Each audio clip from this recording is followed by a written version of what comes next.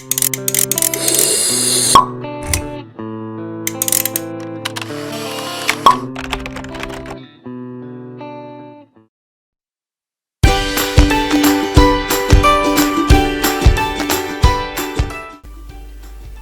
الفيديو ده معادنا مع عطل بيحصل في بعض البورد. احنا هنا معانا البورده ECS بلاك سيريس. هنا الكونكتور الخاص بال 12 فولت اللي هي تغذيه ال 12 فولت اللي بتبقى جايه من الباور سبلاي حصل فيه احتراق.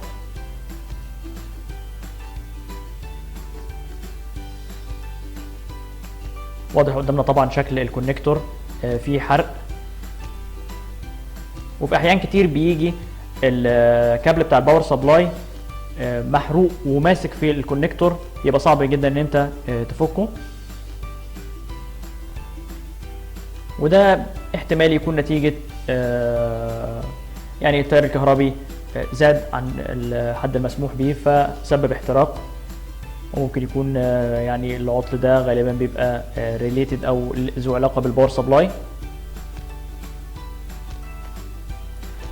فهنا احيانا الضرر بيمتد للكونكتور فقط ويحصل فيه احتراق، واحيانا بيمتد لترانزستور من الترانزستورات اللي موجوده في دايره البروسيسور. طبعا الكونكتور ده متركب بطريقه ثرو هول، يعني الاطراف اللحام الخاصه بيه موجوده على الجانب السفلي للبورده.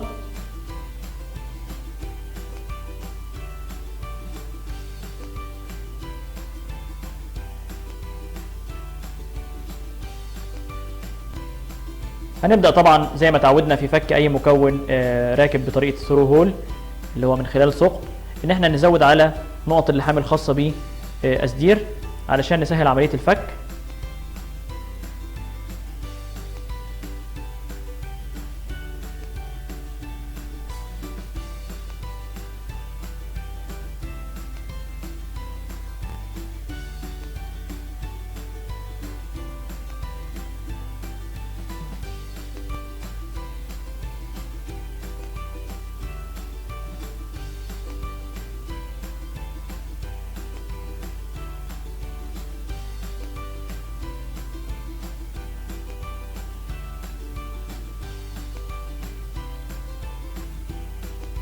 وبعدين هنا احنا بنزود فلكس وبنستخدم الهيتر علشان نصهر الفلكس.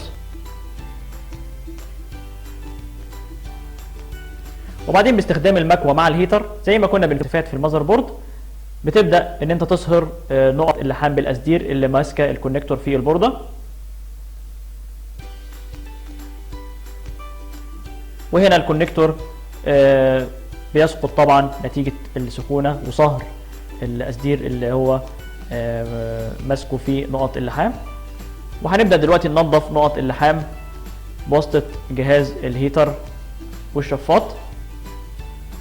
احنا بنشفط الأسدير اللي موجود بالشفاط علشان الفتحات نفسها تكون مهيئة لاستقبال وتركيب كونكتور جديد.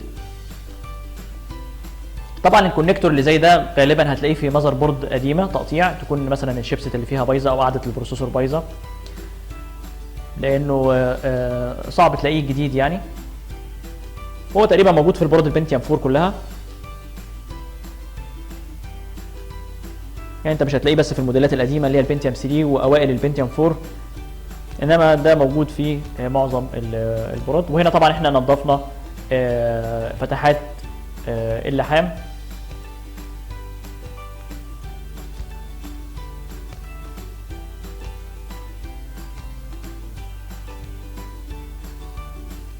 وده الكونكتور القديم طبعا واضح اثار الاحتراق اللي موجوده فيه، حتى ان في جزء فيه مكسور او منصهر تماما متفحم تماما.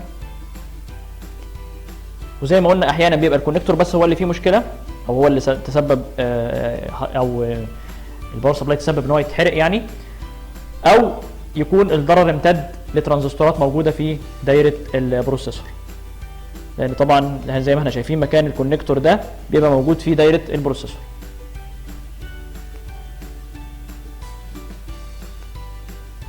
هنا احنا جايبين كونكتور تاني مفكوك من مذر بورد تانيه طبعا.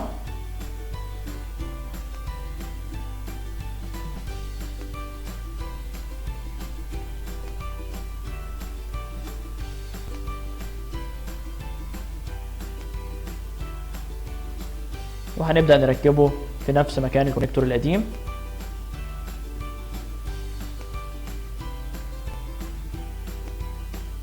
طبعا في هنا كليبس او زيادة بلاستيكية موجود ليها زي علامة اتجاه في البوردة.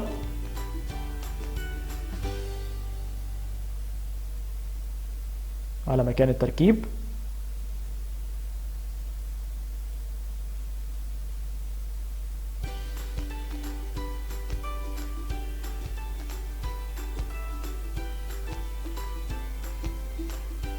وهنبدأ طبعا نقلب البوردة علشان نلحم الكونكتور، ويفضل طبعا ان انت تحط اي دعامة تحت علشان الكونكتور ما يقعش لانه لسه ما ثبتش بالقصدير. يعني ممكن حاجة زي الهيت سينك القديم اللي احنا حاطينه دلوقتي، تحصل عليه طبعا من اي مروحة تبريد بروسيسور قديمة.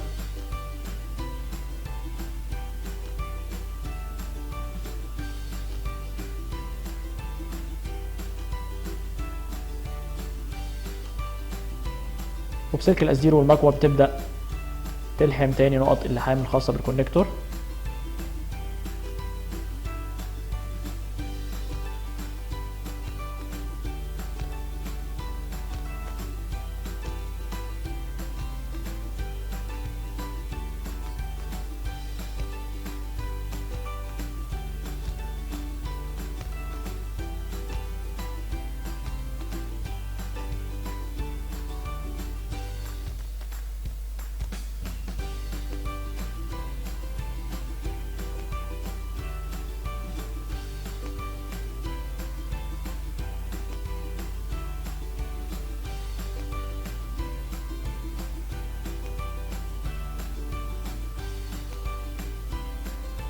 هنا احنا انتهينا من لحام نقط اللحام الأربعة.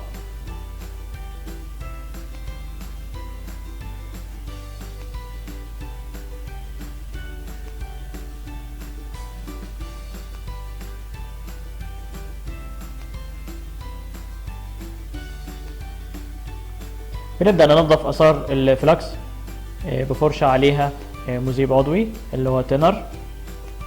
احنا بنستخدم التينر في تنظيف بواقي الفلكس دايما.